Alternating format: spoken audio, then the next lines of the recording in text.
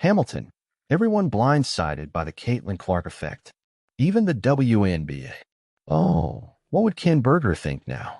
This November will mark 30 years since the former Post and Courier columnist wrote one of the more infamous pieces in South Carolina history. It began with this harsh lead. I love women. I love basketball. But I hate women's basketball. For all the columns he crafted during his 27 years at the Post and Courier, that singular piece is often most associated with the only sportswriter in the South Carolina Journalism Hall of Fame. Say his name to journalists of a certain age outside of the Palmetto state, and many quote that lead as if on cue. The column, as painful as it was to read, was a popular and unfortunate opinion at the time. We saw during a 1995 Charleston Southern win over the College of Charleston was a far cry from today's version. Berger, who died in 2015, will be the first to tell you that too. Women's basketball has never been stronger on the court or as a marketable product. 4 new teams are coming to the WNBA over the next few years. A league that's nickeled and dimed for decades merely to exist now travels on charter jets. Its players have signature shoes and endorsement deals. Thank you, Caitlin Clark, in only her second season with the Indiana Fever. We're living in the era of the first ever off-the-shelf sports icon. By off-the-shelf, that means being the face of an entire league and game from day one. And this one's fame and influence eclipses the boundaries of athletics. It's a formidable burden.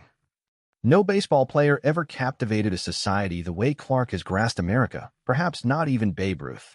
Likewise for the NFL. Even the great Michael Jordan was merely Mike Jordan, coming out of North Carolina. Tiger Woods lorded over an individual sport. But the timing of Tiger Palooza was advanced by him exploding on the scene at the Masters golf's biggest tournament. It didn't hurt being powered by Nike's massive marketing machine, that's for sure. The swoosh accelerated his status in an era without social media and enticing creative when it came to stuffy golf. Clark, a member of Gen Z if there ever was one, has become something unique because of that and despite of that. Who she is, what she's become, and how we all respond is like a giant social experiment. Trying to rope it into one narrative is a nearly impossible task. Broad impact.